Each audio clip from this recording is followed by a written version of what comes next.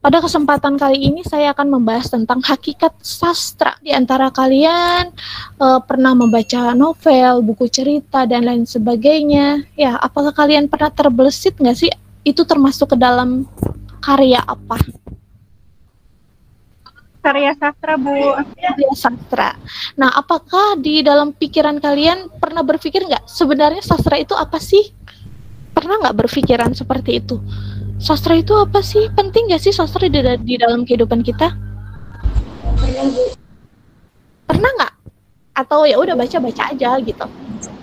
Pernah, Ibu. Oke. Terus kalau pernah memikirkan kalau sastra itu apa? Apa coba sastra? Ayo, para mahasiswa. Dor, lama.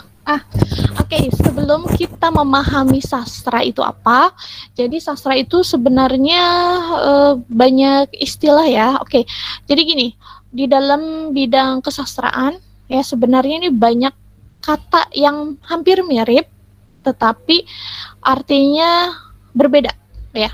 Misalkan di sini kita sering sekali ya mendengar kata sastra. Ya, sastra itu apa sih? Apakah sastra itu sama nggak sih dengan susastra? Dan apakah sama juga nggak sih dengan kesastraan? Ataukah sama dengan kesusastraan? Nah ini hampir mirip, tetapi artinya berbeda. Ya, kalau sastra ini merupakan cabang kesenian yang menggunakan bahasa sebagai medium atau sarananya. Sastra itu sebenarnya adalah cabang ilmunya, bukan karyanya. Berikutnya susastra. Nah, susastra ini adalah sastra yang indah atau tinggi mutunya. Nah, perbedaannya di kata su ini artinya adalah keindahan. Nah, makanya ketika mendengar susastra berarti adalah sastra yang indah, sastra yang tinggi gitu ya. Terus berikutnya ada kesastraan. Nah, kesastraan ini menyangkut tentang nilai atau kadar sastra. Terus berikutnya kesusastraan. Nah, kesusastraan ini adalah kumpulan karya sastra atau hal-hal yang berkenaan dengan sastra. Nah, jadi karya-karya yang berbentuk puisi, prosa, drama. Nah, ini yang disebut dengan kesusastraan. Nah, berikutnya mengapa sih kita perlu belajar sastra? Sebelum kita bisa menjawab ini, kita harus bedakan dulu sastra itu dibedakan menjadi dua, yaitu ada sastra kreatif dan ada sastra deskriptif. Nah, kalau sastra kreatif ini adalah sastra sebagai penciptaan. Ya, penciptaan siapapun itu, baik itu seorang sastrawan atau orang biasa, itu pasti bisa membuat sastra. Ya, seperti kalian lagi jatuh cinta, kalian pasti bisa kok buat kata-kata bagaimana bisa mengungkapkan perasaan kalian ya ketika kalian jatuh cinta, baik itu nanti bentuknya puisi ataupun cerita. Kemudian sastra deskriptif. Nah, sastra deskriptif ini adalah sastra sebagai kajian atau ilmu sastra. Nah, jadi hanya orang-orang tertentu saja yang mempelajari sastra. Siapa? Yaitu si pembelajar sastra atau mahasiswa yang mampu mata kuliah kesusastraan ya. Ya, jadi sastra ini merupakan ilmu yang mempelajari karya sastra sebagai fenomena budaya dalam suatu masyarakat yang dikaji secara kritis dan ilmiah untuk menyelesaikan beragam masalah manusia dan kemanusiaan. Jadi sastra yang sebenarnya itu bukan menyangkut tentang hal penciptaan saja, tetapi adalah bagaimana kita tuh bisa memahami fenomena di sekitar itu seperti apa, bagaimana cara menyelesaikannya, ya, cara menyelesaikan masalah-masalah yang ada di sekitar. Nah, kok bisa, Bu? Ya, bisa aja, karena kan karya sastra itu bentuknya seperti cerita, contohnya ya, seperti cerita Siti Nurbaya. Nah, itu kan tentang cerita-cerita yang ada di masyarakat, tentang perjodohan. Nah, kemudian dari kita baca karya sastra, kita pun bisa berpikir secara kritis, kenapa sih kok adanya perjodohan seperti ini gitu kan. Terus bagaimana sih cara menyelesaikan kalau di lapangan seperti ini tuh seperti apa. Nah, sehingga ilmu sastra yang sebenarnya adalah digunakan seperti itu. Jadi untuk mengkaji secara kritis ya, untuk menambah penalaran kita, menambah daya kritis kita ya, dan untuk menyelesaikan masalah. Gitu. Nah, mengapa perlu kita mempelajari sastra? Karena yang pertama adalah memahami kehidupan suatu masyarakat dan budayanya ya. Misalkan kita membaca karya sastra yang ada di negara Arab ya, misalkan. Nah, para sastrawan yang ada di negara Arab ini secara tidak langsung ya melalui ceritanya ini akan memasukkan kebudayaan Arab itu seperti apa, secara psikologis masyarakat Arab itu seperti apa. Nah, nanti kita akan belajar bagaimana sih kehidupan orang Arab itu seperti apa. Ya, sehingga kita dapat memahami kehidupan suatu masyarakat dan budayanya. Oke, berikutnya yang kedua adalah memberikan penyelesaian masalah manusia dan kemanusiaan. Nah, dari cerita-cerita yang kita baca, ya, kita pun nanti bisa memahami berbagai konflik yang ada di kehidupan kita. Ya, selain itu juga kita bisa belajar bagaimana sih cara menyelesaikan konflik yang ada di dalam cerita tersebut. Berikutnya melatih berpikir kritis. Nah, karena sastra itu bukan saja berhubungan dengan penciptaan, tetapi bagaimana kita menganalisis suatu karya sastra, menganalisis suatu cerita, sehingga secara tidak langsung nanti kemampuan berpikir kritis kita juga terasah ya dengan kita membaca dan menikmati karya sastra. Berikutnya pengertian sastra. Nah, menurut Tiu bahwa sastra itu atau kesusastraan ya berasal dari kata sastra ya yang mendapat awalan su. Nah, jadi sastra itu sendiri ya terdiri atas kata sas yang berarti mengarahkan, pengajaran, dan tra itu berarti alat. Nah, jadi sastra itu adalah sebagai alat untuk mengajar. Seperti tadi saya contohkan, misalkan ketika kita membaca cerita Malin Kundang. Nah, secara nggak langsung cerita itu kan ada pengajaran ya, bagaimana mengajarkan anak atau mengajarkan orang yang membaca untuk mematuhi orang tua itu seperti apa. Itu. Ya, berbeda dengan pengajaran seperti guru secara langsung, kamu harus hormat kepada orang tua. Kamu harus patuh kepada ibu. Nah, itu. Kalau seperti itu bisa jadi nanti ada anak yang patuh, ada yang tidak ya, karena cara penyampaiannya itu cara penyampaian seperti pemaksaan ataupun mendikte. Nah, tapi kalau pengajarannya lewat sastra melalui cerita, akhirnya nanti siswa itu atau anak itu bisa memahami, oh iya, yang dilakukan oleh Malin Kundang ini salah. Oh, berarti saya tidak boleh melakukan seperti itu. Nah, berikutnya kata sastra ini dipakai dalam berbagai konteks yang berbeda. Jadi sastra itu mempunyai arti yang luas ya dan meliputi kegiatan yang berbeda-beda. Jadi ketika kita berbicara mengenai sastra ini tidak ada arti yang pasti gitu. Yang pasti itu apa sih sebenarnya sastra itu? Tapi sastra itu mempunyai arti yang luas. Setiap ilmuwan, setiap sastrawan itu memiliki pengertian yang berbeda-beda mengenai sastra. Ya, karena sastra itu kan termasuk ke dalam seni. Ya, seni itu kan melalui kreativitas. Nah, ketika nanti itu dibatasi, ya maka akan membatasi juga kreativitas para seniman atau sastrawan itu dan meliputi kegiatan yang berbeda-beda. Nah, sastra itu bisa dilalui atau bisa meliputi kegiatan yang berbeda-beda. Contohnya seperti kegiatan membaca, menulis, ya, ataupun mendeklamasikan itu. Terus berikutnya, menurut Aristoteles bahwa sastra itu merupakan karya untuk menyampaikan pengetahuan yang memberikan kenikmatan unik dan memperkaya wawasan seseorang tentang kehidupan ya. Jadi melalui sastra, misalkan melalui cerita yang dibaca itu akan menambah khasanah pengetahuan kita, khasanah wawasan kita ya mengenai budaya-budaya yang ditulis oleh si pengarang. Itu. Ya, dan memberikan kenikmatan yang unik. Nah, kenikmatan yang unik itu artinya dengan cerita yang kita baca, kita pun nanti akan terlarut dengan kenikmatan suatu cerita yang ada di cerita tersebut ya. Yang tadinya kita hanya baca cuma selembar aja, tetapi karena kita semakin penasaran ya, akhirnya karena ceritanya bersambung terus, semakin kita penasaran, akhirnya menjadi kenikmatan sendiri ya. Yang tadinya kita niatnya hanya satu lembar bisa berlembar-lembar. Terus berikutnya, menurut Sujiman bahwa sastra itu terdiri dari karya sastra lisan dan tulis ya, yang memiliki berbagai ciri keunggulan seperti originalitas, nilai artistik, estetika dalam isi dan pengungkapannya. Jadi sastra itu bukan hanya secara tertulis aja, tetapi secara lisan pun ini termasuk ke dalam sastra. Dan sastra juga harus memiliki nilai keaslian Ya, nggak boleh ada yang sama. Namanya karya seni atau karya sastra ini setiap orang pasti memiliki ciri khas masing-masing. Makanya sastra ini memiliki keunggulan yaitu nilai originalitas itu. Ya. Dan juga memiliki nilai artistik. Nah, apa yang memiliki nilai artistiknya? Jadi dilihat dari bahasa. Ya, bahasa di dalam sastra ini memiliki nilai artistik dan estetika. Ya, bahasa yang digunakan itu kan bukan bahasa yang sehari-hari. Di dalam karya sastra kebanyakan bahasa yang digunakan adalah bahasa konotatif. Ya, bahasa yang metafora. Ya, jadi bahasa yang menggambarkan benda hidup seolah-olah seperti benda mati, ataupun bahasa hiperbol yang melebih-lebihkan itu ya. Terus berikutnya, karya sastra ini merupakan media bagi pengarang untuk menuangkan dan mengungkapkan ide-ide hasil perenungan tentang makna dan hakikat hidup yang dialami, dirasakan, dan disaksikan.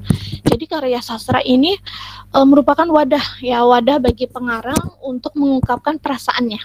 Ya, misalkan ketika kalian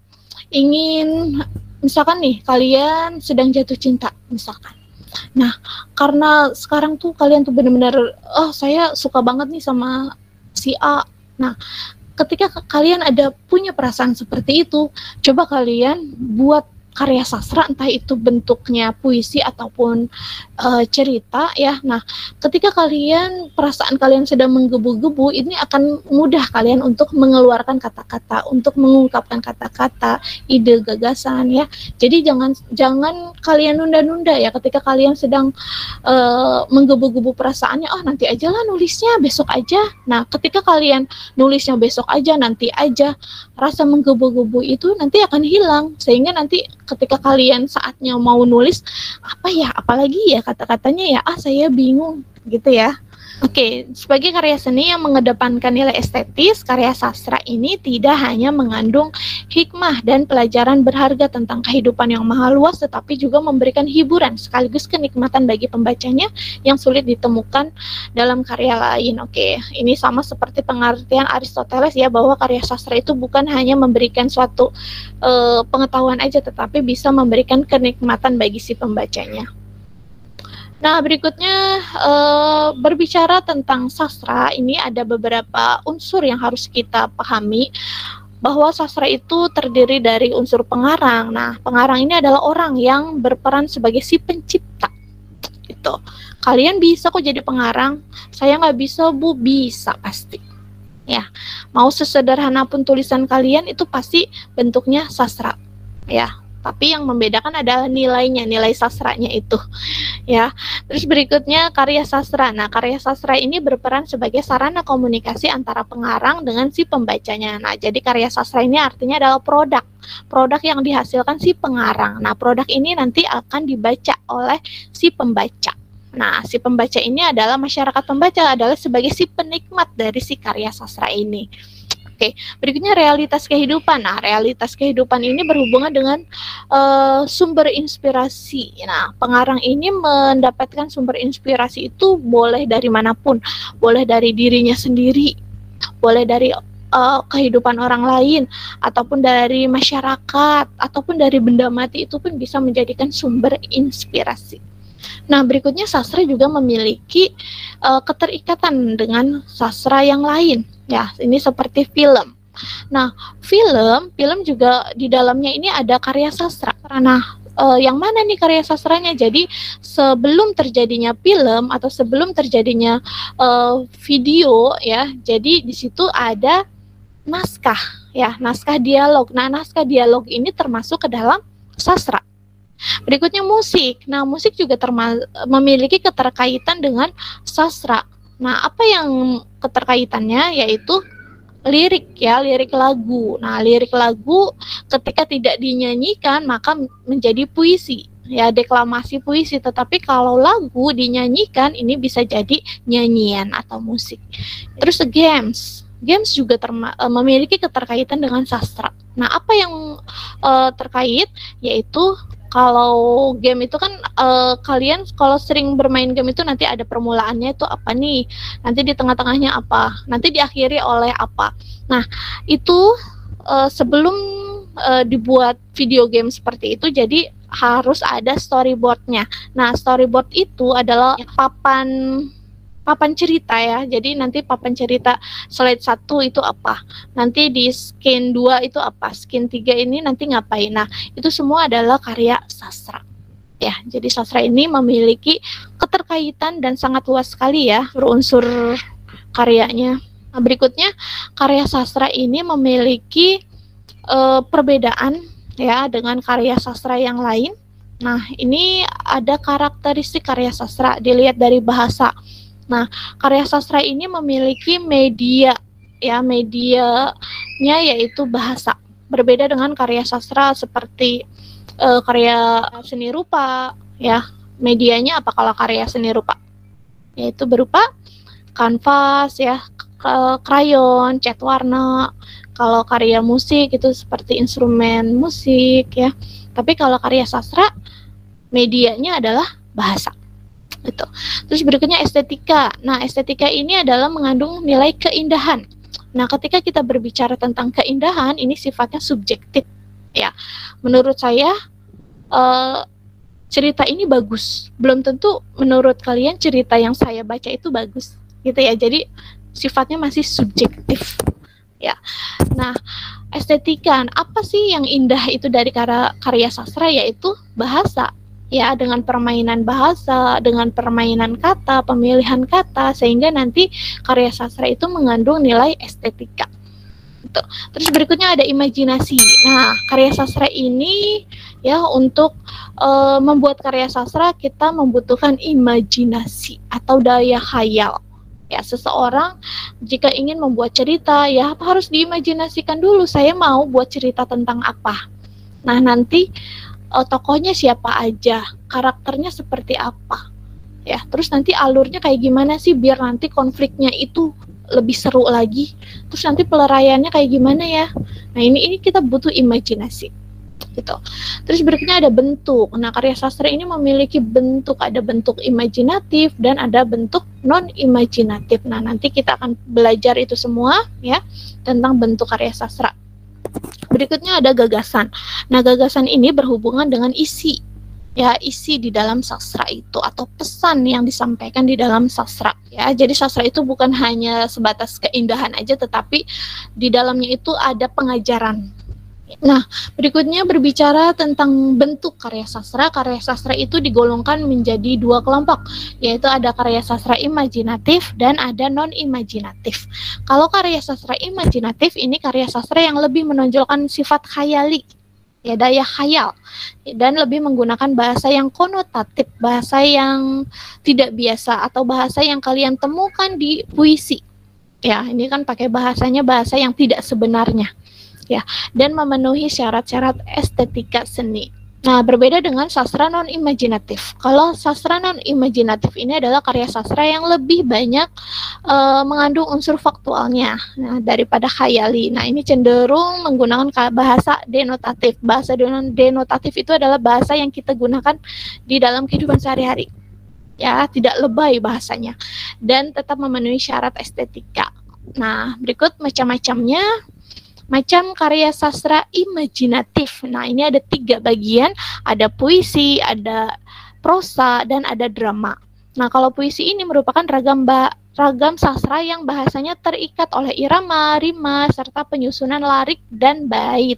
Ya, jadi puisi ini kita lebih memperhatikan unsur irama. Irama itu apa sih? Irama itu adalah, jadi kita mengetahui irama puisi itu bagus atau tidak ketika dibacakan, gitu ya. Terus kalau rima ini adalah berhubungan dengan persamaan bunyi. Itu akan indah jika memiliki persamaan bunyi ya di setiap barisnya. Dan puisi juga dikenal dengan karya sastra yang pendek tetapi penuh dengan makna. Terus berikutnya prosa. Nah, prosa ini berbeda dengan puisi. Kalau prosa ini adalah bentuknya cerita. ya yang disampaikan menggunakan narasi. Ya, dan di sini jenis prosa itu terbagi menjadi 3, ada cerpen, novel, dan ada roman. Nah, kalau cerpen ini dia ceritanya pendek ya, yang namanya cerpen itu ceritanya pendek, bisa jadi hanya 2 lembar, 3 lembar ya, ataupun 1 lembar itu termasuk ke dalam cerpen. Artinya cerpen itu kita bisa membaca sekali selesai gitu kan, sekali duduk itu selesai. Ya, karena bisa jadi cerpen itu hanya memuat 5.000 kata. Itu berbeda dengan novel. Kalau novel itu lebih panjang daripada cerita pendek, dan biasanya novel itu cerita berseri ya. Dalam satu buku itu bisa 500 halaman, 200 halaman, dan lain sebagainya. Dan novel ini tidak seperti cerpen sekali duduk selesai ya baca ceritanya, tetapi kalau novel itu kita bisa menyelesaikan membaca novel itu ya 2 hari, paling cepat adalah 2 hari kalau kalian memang bacanya itu intens. Terus berikutnya roman. Nah, kalau roman ini berbeda dengan novel. Kalau roman ini dia ceritanya lebih panjang lagi dan lebih kuno, dan dia lebih dikhususkan pada kisah percintaan dan kepahlawanan. Berikutnya ada drama. Nah, drama ini juga termasuk ke dalam jenis sastra, baik dalam bentuk puisi ataupun prosa. Jadi drama itu bisa berbentuk puisi. Nah, atau kita sebut dengan dramatisasi puisi. Terus prosa. Nah, prosa ini jadi dari cerita prosa atau cerita narasi kemudian kita rubah ke dalam naskah dialog. Nah, nanti naskah dialog ini kita apresiasikan dalam bentuk pementasan panggung. Jadi masing-masing jenis karya sastra ini, puisi, prosa, dan drama, ini sebenarnya adalah bentuknya tulis ya, tetapi cara mengapresiasikannya berbeda. Ya, seperti puisi. Puisi ini ditulis. Ya, ditulis untuk dibacakan atau dideklamasikan. Itu. Prosa juga ditulis ya, untuk diapain? Untuk dibaca biar lebih bermakna lagi. Drama juga naskahnya ditulis untuk diapain? Untuk dipentaskan. Ya. Naskah drama tidak akan berarti kalau tidak dipentaskan. Itu. Nah, berikutnya untuk non-imajinatif. Sastra non-imajinatif itu ada esai, kritik, biografi, autobiografi, sejarah, memoir, catatan harian, dan surat-surat. Nah, ini semua termasuk ke dalam sastra non-imajinatif. Ketika kalian nulis makalah, ya, itu pun kalian sudah bisa menulis sastra, tapi bentuknya adalah non-imajinatif. Ya, ketika kalian menulis makalah, skripsi, ini jangan menggunakan imajinasi ya, karena kita berbicara mengenai fakta dan data. Ya, jadi sumbernya itu bukan dari daya khayal, tapi sumbernya itu berasal dari hasil-hasil riset ataupun buku-buku yang ada. Ya, oke. Nah, itu tadi materi tentang hakikat sastra. Semoga materi kali ini bermanfaat. Jangan lupa like and subscribe. Terima kasih.